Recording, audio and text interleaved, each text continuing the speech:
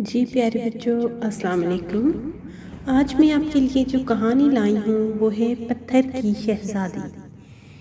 ایک دفعہ کا ذکر ہے کہ ایک جگہ بہت خوبصورت سلطنت قائم تھی جس پر ایک رحم دل اور بہادر بادشاہ حکومت کرتا تھا۔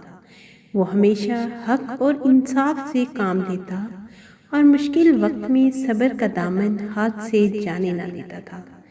بادشاہ کی طرح اس کی ملکہ بھی خوبصورت اور خوب سیرت تھی۔ بادشاہ کے پاس سوائے اولاد کی دنیا کی ہر چیز تھی۔ بادشاہ سجدہ کر کے اولاد کے لیے خوب دعائیں مانگتا اور دن رات عبادت کرتا تھا۔ ایک دن کا ذکر ہے کہ بادشاہ سلامت معمول کے مطابق دربار لگائے بیٹھے تھے کہ ایک نقاب میں لپٹا ہوا شخص دربار میں حاضر ہوا اور بادشاہ کو ایک پرچہ تھما کر چلا گیا۔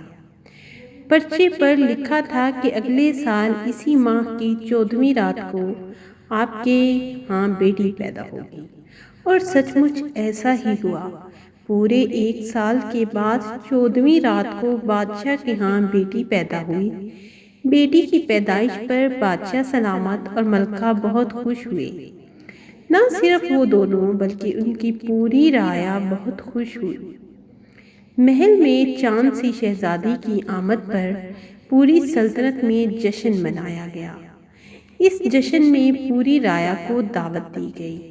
اس سلطنت پر دور پہاڑیوں میں 7 پریاں رہا کرتی تھیں۔ بادشاہ سلامت نے ان پریوں کو بھی اس جشن میں شرکت کی دعوت دی، لیکن بادشاہ سلامت ایک بوڑھی پری کو دعوت دینا بھول گئے۔ مقررہ دن سب دعوت میں پہنچ گئے۔ پوری رعایا اور پریوں نے ننھی شہزادی کو تحفے بھی دیے۔ ایک پری نے دعا دی کہ شہزادی کے نصیب بہت اچھے ہوں۔ دوسری پری نے شہزادی کو صحت کا تحفہ دیا۔ تیسری پری نے شہزادی کو عقل کا تحفہ دیا۔ چوتھی پری نے شہزادی کو خوبصورتی کا تحفہ دیا۔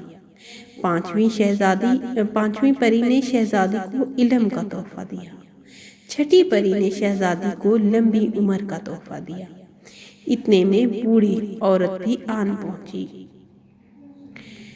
تھر تھر کانپ رہی تھی۔ اصل میں وہ جادوگرنی تھی۔ اس نے غصے سے کہا، میں شہزادی کو پتھر کا بن جانے کی بد دعا دیتی ہوں۔ یہ کہہ کر وہ غائب ہو گئی۔ شہزادی جب بڑی ہوئی تو وہ بہت خوبصورت تھی۔ جو کوئی بھی شہزادی کو دیکھتا تھا بس دیکھتا ہی رہ جاتا تھا۔ شہزادی کو سیر و تفریح کا بہت شوق تھا۔ ایک دن چلتے چلتے شہزادی محل کے ایسے کونے میں پہنچ گئی جو اس نے کبھی نہیں دیکھا تھا۔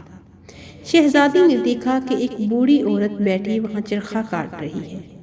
شہزادی بوڑھی عورت کے پاس گئی اور ادب سے سلام کرنے کے بعد کہا، لائیے میں آپ کی مدد کر دوں۔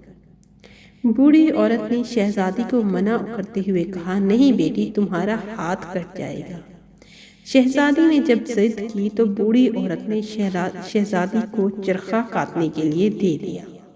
شہزادی نے جیسے ہی چرخہ کاٹنا شروع کیا تو آہستہ آہستہ وہ پتھر کی بن گئی۔ نہ صرف وہ بلکہ ملکہ دیکھتے ہی دیکھتے اس کی پوری سلطنت پتھر کی بن گئی۔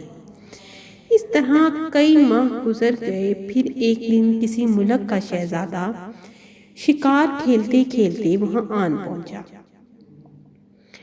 شہزادہ پتھر کی اس سلطنت کو دیکھ کر حیران رہ گیا۔ اس نے کھیتوں میں کسانوں کو دیکھا، وہ بھی پتھر کے بنے ہوئے تھے۔ شہزادہ بازار میں داخل ہوا تو دیکھا کہ تمام دکانوں کے دکاندار پتھر کے بنے ہوئے تھے۔ چلتے چلتے شہزادہ محل میں داخل ہوا تو اس نے دیکھا کہ تمام درباری بھی پتھر کے بنے ہوئے تھے۔ اس طرح شہزادہ پورے محل میں گھومنے لگا۔ ایک کمرے میں شہزادے نے دیکھا کہ بادشاہ اور ملکہ اپنے تخت پر بیٹھے ہیں لیکن پتھر کے بنے ہوئے ہیں۔ شہزادے نے محل میں یہ بھی دیکھا کہ تمام کنیزیں اور خادم پتھر کے بنے ہوئے ہیں۔ ایک کمرے میں شہزادے نے دیکھا کہ ایک خوبصورت شہزادی پلنگ پر لیٹی ہوئی ہے۔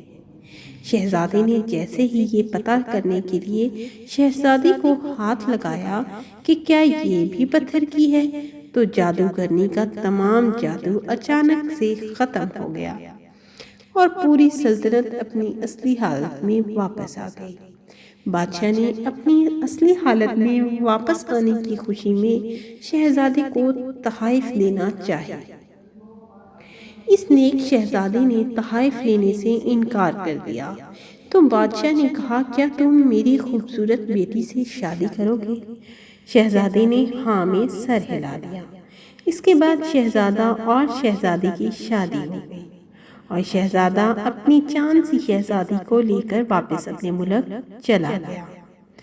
بادشاہ اور ملکہ اپنی رعایا کے ساتھ ہنسی خوشی رہنے لگے۔ پیارے بچوں، کسی کا برا چاہنے سے آپ کا برا نہیں ہو سکتا۔ اللہ آپ کا اچھا چاہے تو کوئی آپ کا برا نہیں کر سکتا۔ پیارے بچوں، یہاں میرے چینل کو سبسکرائب کر لیں اور بیل آئیکن کے بٹن کو ضرور دبا لیں۔